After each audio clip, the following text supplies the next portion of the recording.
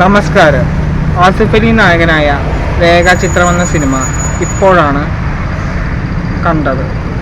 പടം കാണാൻ വൈകിപ്പോയി. അതിന് കാരണം മുമ്പൊരു വീഡിയോ ഞാൻ പറഞ്ഞിട്ടുള്ളതാണ്. ബിസിനസ്സിൻ്റെ ഭാഗമായി ഒരുപാട് തിരക്കുകളുണ്ട്. ഒരു കട, അതുകൂടാതെ വേറൊരു ബിസിനസ്, എല്ലാം കൂടി ഓടി നടക്കുന്നത് കൊണ്ട് സിനിമ കാണാനോ ചാനലിൽ ശ്രദ്ധിക്കാനോ കഴിയുന്നില്ല.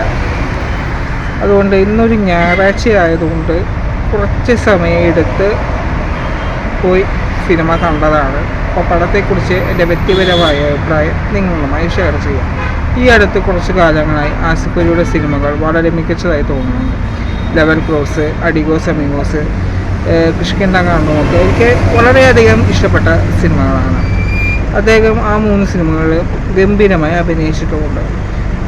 ഈ സിനിമയിലും അതിനൊരു മാറ്റവും സംഭവിച്ചിട്ടില്ല. വളരെ നല്ലൊരു സ്ക്രിപ്റ്റും നല്ല ഗംഭീരമായ ഡയറക്ഷനും തിരക്കേടില്ലാത്ത അഭിനയവുമൊക്കെയാണ് ഈ സിനിമയിലുള്ളത്. സിനിമയുടെ തുടക്കം സിദ്ദിഖിൻ്റെ എൻട്രിയിലൂടെയാണ്.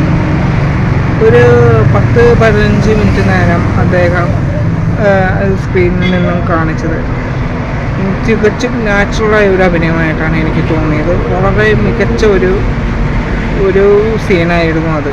കാണുമ്പോൾ തന്നെ നമ്മുടെ നെഞ്ചി കിടുങ്ങി പോകുന്ന ഒരു ഐറ്റം തന്നെയായിരുന്നു ആ ഒരു സീൻ. അവിടെ നിന്നാണ് സിനിമയുടെ കഥ മുന്നോട്ട് പോകുന്നത്. ഇതിൽ അനശ്വര രാജിൻ്റെ കഥാപാത്രമാണ് സിനിമയിലെ മെയിൻ ഒരു റോൾ കൈകാര്യം ചെയ്യുന്നത്. അവരുടെ ഒരു സിറ്റുവേഷൻ ആണ് സിനിമയെ വേറിട്ട് നിൽക്കുന്നത്. സിനിമ മൊത്തത്തിൽ ലാഗടിപ്പിക്കാതെ അവസാനം വരെ പിടിച്ചു നിർത്താൻ കഴിഞ്ഞിട്ടുണ്ട്. സിനിമയിൽ അവസാനം എന്ത് സംഭവിക്കും എന്നൊരു ആകാംക്ഷയും സിനിമ നൽകുന്നുണ്ട്. അതാണ് ഒരു ത്രില്ലർ സിനിമയെ സംബന്ധിച്ച് ഏറ്റവും വലിയ വിജയം.